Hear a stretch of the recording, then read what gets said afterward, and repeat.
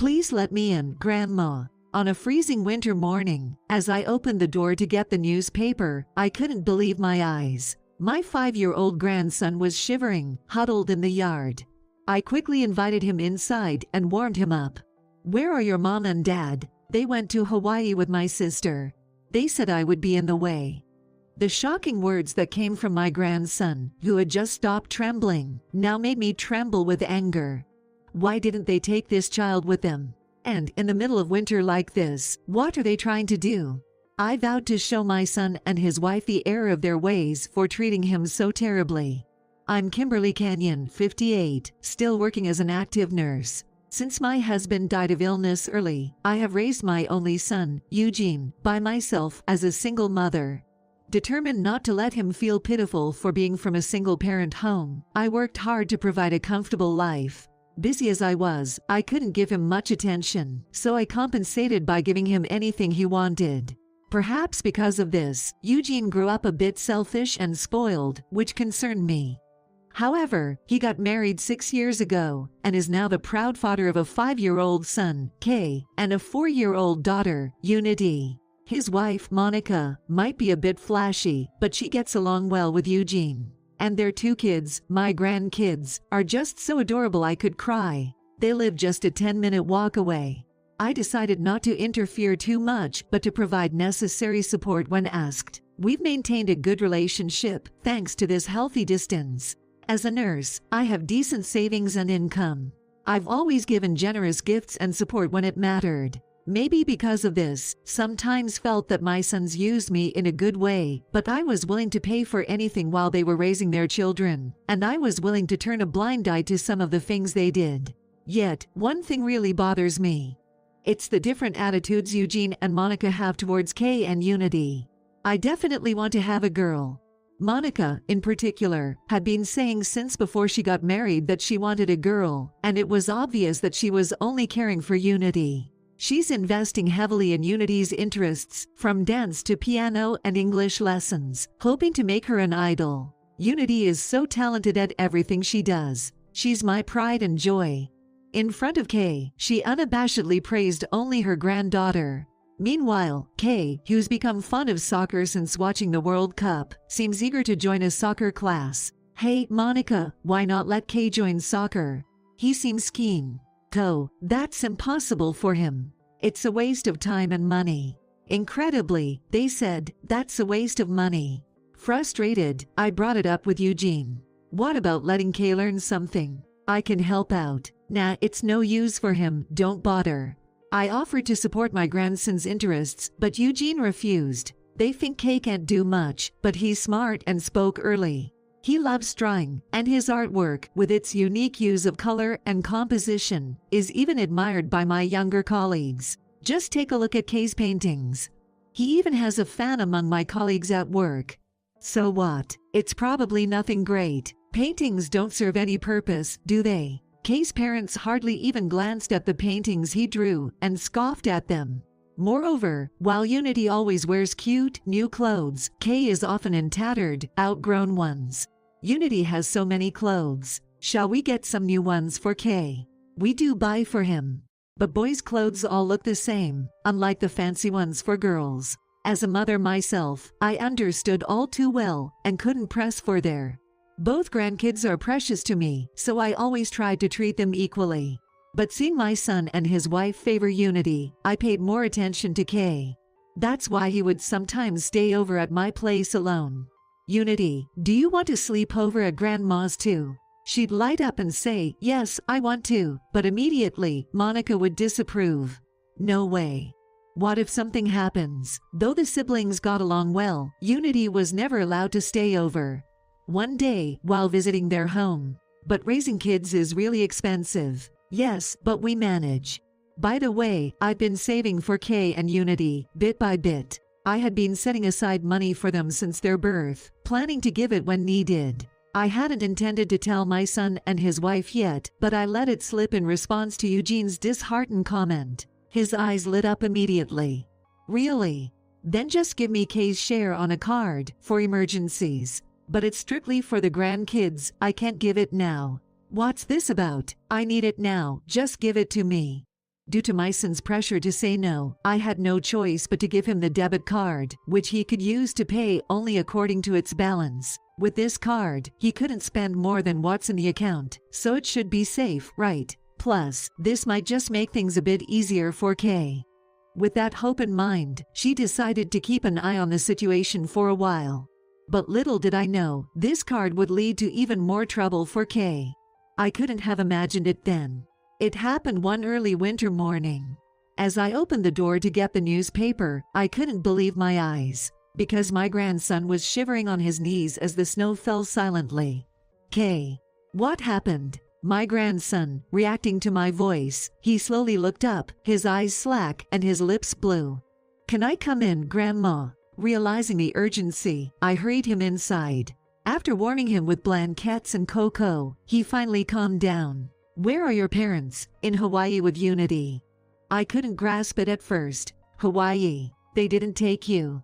No, they said I'd be in the way. Leaving Kay behind for Hawaii. Unbelievable. When did they go? About 3 days ago. I was eating some bread and stuff they left for me, but it ran out pretty fast and I got hungry, so I came to you, Grandma. So, you've been alone all this time. He had spent days alone in the cold house, with little food. I immediately prepared breakfast and took him to the table. He seemed really hungry, munching away, and repeatedly saying, "This is so good. You should have come here sooner." My mom and dad told me not to go to Grandma's, but I couldn't resist, so I'm sorry, Grandma. I was furious at such horrible treatment. Kay, don't worry, you can stay here. Deciding I couldn't trust my son and his wife, I resolved to protect him myself.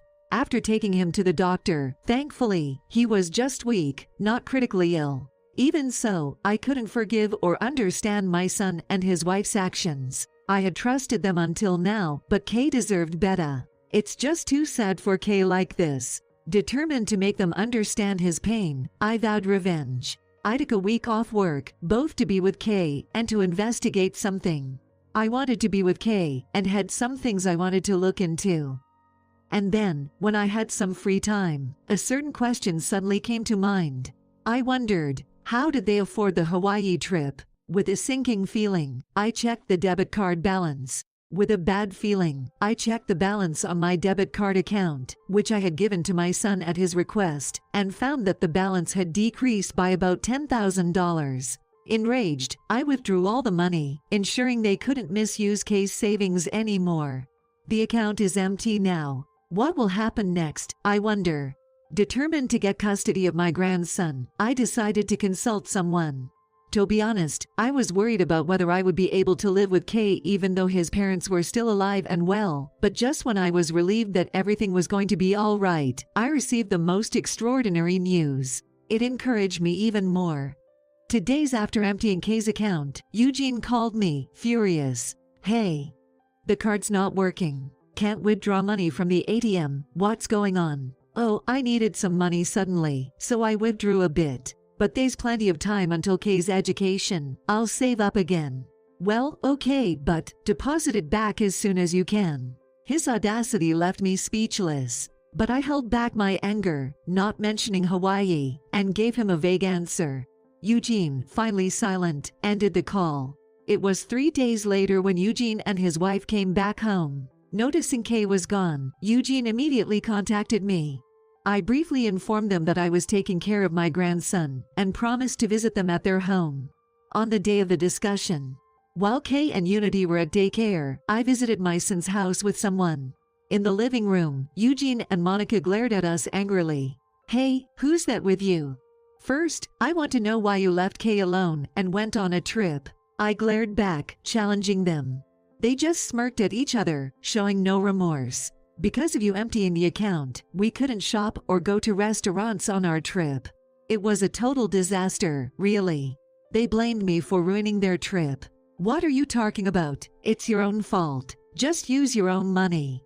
We can't. Kay's only 5 and needs a lot of care. Besides, a child's things belong to the parents, right? Their selfishness about not taking Kay with them made me furious. You knew he's only 5, yet you did such a terrible thing. Unforgivable. Kay's just not endearing, you know. Having Unity is enough for us. They are both your children, aren't they? Eck, be quiet. I never wanted Kay in the first place. Girls are cuter, and boys are pointless to raise. At their outrageous attitude, the person I brought spoke up. I'm attorney Firston. From what I've observed, there's no love for Kay here. This is clear child neglect. I had consulted a lawyer beforehand to legally gain custody of Kay. I can't leave Kay with you anymore. I'll adopt him. My sudden announcement seemed to surprise them, but they didn't really care. It's fine with us. Yeah, do whatever you want. They agreed without hesitation. Understood.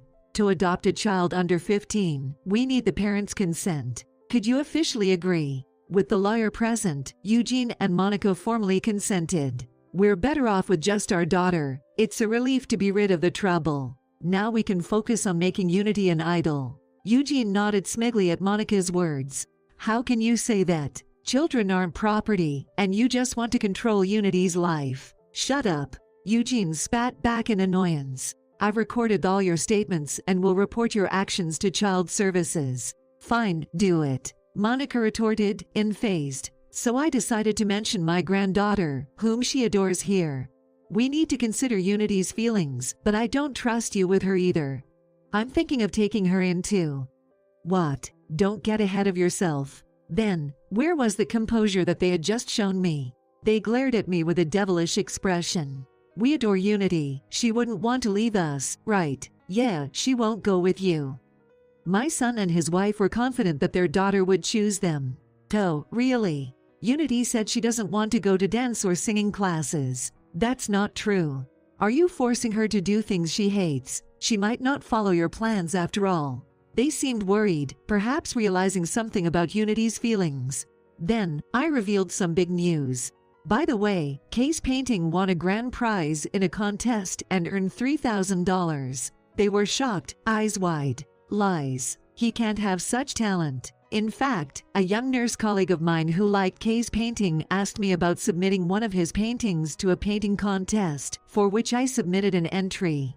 And indeed, it turned out his talent wasn't just wishful thinking on our part, as he astonishingly won the grand prize. His talent was recognized by many, despite Eugene and Monica's disdain.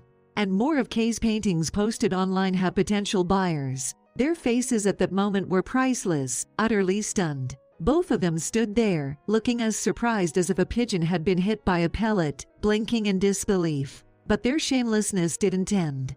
Kay is still our precious child. We should stay together as a family. Realizing Kay's talent, they suddenly wanted to raise him. Everything is already finalized. What are you talking about now? Calmly reprimanded by the lawyer, my son and his wife were frustrated and stamped their feet in annoyance. It's your fault for favoring Unity. What? You suggested leaving Kay for the trip. Their public argument was embarrassing. Enough. You must be bitter, realizing Kay was a golden goose. And I won't support you anymore, so be prepared. Don't say that. We'll change. Keep helping us. Please, mother-in-law, we're begging. They desperately changed their tune again. However, at that moment, the sound of the doorbell rang, followed by a voice announcing, "This is the police." "Oh dear, seems your ride is here." "What? Why? What did I do?" "Of course, you left your child alone for 3 days while you enjoyed your trip. Eugene, I'm cutting off our relationship as of this day. Good luck." "No, wait." Ignoring Eugene's plea, I left with the lawyer, handing them over to the police. I officially adopted Kay and ended up taking in Unity too, as she wanted to stay with her brother and me. I demanded $30,000 from Eugene for Kay's damages and the misused money. Eugene and Monica were soon released, but lost their jobs and eventually divorced due to constant arguing. They live separately now, but Kay, Unity, and I have no plans to see them again. Kay is happily pursuing his art, and Unity plays joyfully, her smile returning. I find purpose in supporting my grandchildren's growth, remaining active